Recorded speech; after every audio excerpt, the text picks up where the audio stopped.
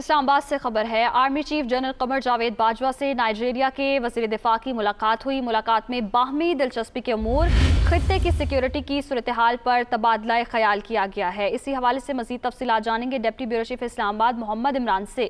جی محمد عمران، بتائیے گا ملاقات میں کیا بات چیت ہوئی ہے؟ جی، ملاقات میں خطے کی سیکیورٹی کی صورتحال اور علاقائی سیکیورٹی کی صورتحال کے علاوہ باہمی دلچسپی کے امور اور باہمی تعاون کے اوپر بات چیت ہوئی۔ آرمی چیف نے اس موقع پر کہا کہ پاکستان جو ہے نائجیریا کو بر اعظم افریقہ کا ایک اہم ملک سمجھتا ہے، اور انہوں نے یہ کہا کہ ہم سمجھتے ہیں کہ نائجیریا کا خطے میں استحکام کے حوالے سے بڑا اہم کردار ہے۔ جو وزیر دفاع ہیں نائجیریا کے، انہوں نے پاکستان کے خطے میں امن اور استحکام کے لیے جو کردار ادا کیا اس کے حوالے سے انہوں نے ان کو سراہا، اور انہوں نے یہ کہا کہ ڈپلومیٹک کوآپریشن جو ہے وہ پاکستان کے ساتھ ہر سطح پر جاری رہے گا اور اس کو مزید فروغ دیا جائے گا۔ جی بہت شکریہ محمد عمران، آپ ہمیں اپڈیٹ کر رہے تھے۔